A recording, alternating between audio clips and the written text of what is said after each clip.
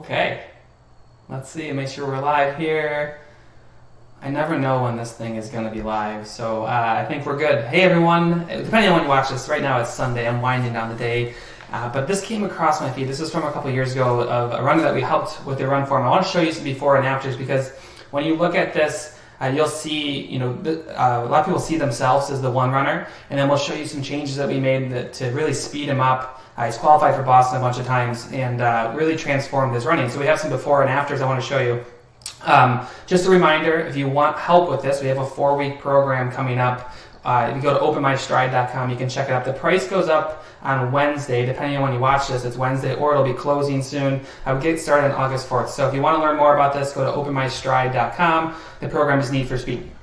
Okay, so what do most people do when they run? So, if you want to run faster, if you want to get the goal that you want on race day, what do people usually look like or try to do is they try to run more miles. They try to add more speed workouts. If you're a runner who's doing like speed workout every Tuesday and then the long run on the weekend, you just hit the repeat button.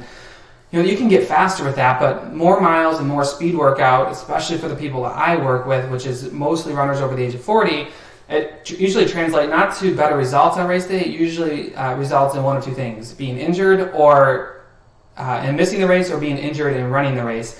And if you want to get more out of your running, you should really be thinking about run form.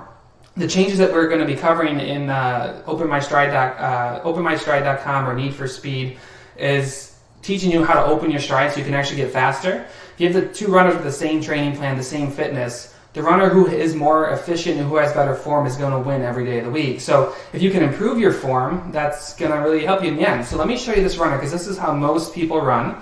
And I'm going to show you the after, and you can check that out as well. Hopefully this works. Tech can be iffy sometimes. So here he is. He's running. He did not go through a program. We did work with him on run form, but the things that we're going to be teaching in this upcoming program are highlighted here. So this is how most people run. I'm going to go ahead and pause this. It's very quad dominant. So a lot of runners like to run with their quads and their calves. The problem with that is if you can get away from that, you can actually, let's try something here. Instead, run with the muscles that are pretty much through here. So your core muscles, your low back, your hips, your hip flexors, your glutes. You want to be running from this circle, not from the lower part of the body.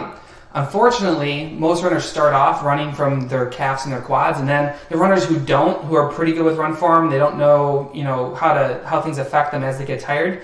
They generally drift down towards their quads and calves. So, everyone talks about hitting the wall in their races. A lot of times it's because you don't have the know-how or what you should be focusing on to keep your form together, so the wall hits that much harder. When you have good form, you know what to do. In the Need for Speed program that's coming up, we talk about flipping the switch. So you get to this certain point in your run, and we kind of tell you when that is and how to recognize it, but you flip the switch, and you start going to this other spot, and you start focusing on run form, and you actually transform it. And you can hold things together. Now, it doesn't mean that the race gets any easier, but what we found after doing this with thousands of runners is the pacing is more consistent through the run. Certainly, it doesn't matter if you go out way too hard and just blow up. But if you're a smart runner and you've been training for these paces and you want to hit these paces and you run smart at the first half of the race, you can actually flip the switch when you start to feel that wall coming on and completely change it. So go ahead and just burn this into your memory. I want to show you. This is his before. Whoop, don't want to do that. Let's see. Come over here. Delete this. So I'll slow this down a little bit. We'll go to quarter speed. So you can see him overreaching. These are some other things we worked on. He heel strikes on one side and midfoot strikes on the other. But notice the low swinging heels. Kind of coming right through here. The heels don't really pick up at all. That's how we know he's quad running. He's got this big lean from above. So what we ended up starting to do with him is we took him and said, okay, instead of doing that, let's teach you how to take this knee, fire your hip flexor, your hamstring in the front of your shin to help pull that leg through. And when that leg pulls through, it allows you to take your stride, open it up, and then push yourself down the road. So imagine for a second, generally what we find when we do this is people add maybe an inch per step. And when you add an inch per step, you're taking 80 steps a minute on one leg. It's a lot of time that you can travel and have yourself speeding up. Whenever you're running and your foot's on the ground, you're slowing down. So if you ever noticed a race photo where both feet are on the ground and you're like, oh my God, am I walking? You're perpetually just slowing. Every time you push off, you're slowing on the other leg. So let's take a look at this runner after we made some changes. Again, if you want help with this, we have a 4-week program coming up. Go to openmystride.com.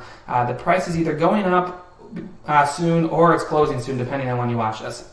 Okay, so let's get rid of these markers. And let me know in the comments if you have any questions. I'd be happy to try to answer them. All right, so we're going to watch this after view. Let's pull full speed. So what you're going to see is just a very much smoother stride. I'm going to go ahead and play this a couple times for you, and then I'll slow it down here in a minute. A much smoother stride. You can see his feet picking up on the backside. And if we slow this down and come back to the start, what he's really doing is we fixed his asymmetrical foot strike where he was heel striking on one and the other. But really what the point of this is we've taught him a push off. So look at his right foot pushing off here. You have all this force exploding down into the leg, into the ground. Now what most people do at this point, they're already touching down on the other side because they have this really kind of closed down stride. So all the force here, told you tech. All right, all the force here pushing into the ground is being blunted by the force here. So what we did with him is we taught him how to engage the front of his hip, engage his hamstring, engage his shin to help drive that leg forward. And if you look for a second, this looks like a bad John Madden replay here. We watch his leg swing through. Look at his left leg. You're going to see as that leg leaves the ground, watch it hinge up in the air and drive his knee through, and then push off and come to the ground. So let's watch these side by side. I think that'll be helpful for you guys to see. Let's make sure I've got this all lined up properly. Chances are I don't, but we can try. All right, so let's play this at full speed so you can see it, and then I'll play it in increments.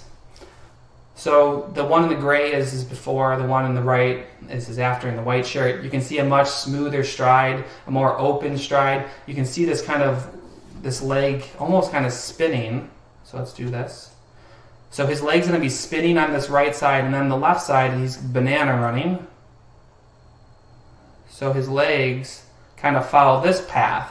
We want this wheel-like motion, especially if you're a triathlete, because this is how your bike pedal is. So ideally, if you got off the bike and your run resembled somewhat of what your biking was, it's a little bit easier to handle. But let's see. Oh man, come on.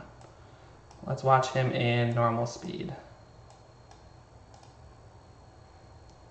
So you can see one leg picking up, the other leg kind of scuffing through the ground. The key thing here is if you are a runner who wants to transform the running so they can actually open your stride, so you can push further into the run without having to feel like you're hitting the wall, go to openmystride.com. These changes can really make a big difference for you, and you can actually start leveraging your run form instead of having to train more, train harder, run faster, do more speed workout. You can actually just use your run form to do that for you. Openmystride.com if you want to check it out. Hope everyone has a great night, and I will see you guys soon. Hopefully we didn't have too many tech issues on this one. All right, bye guys.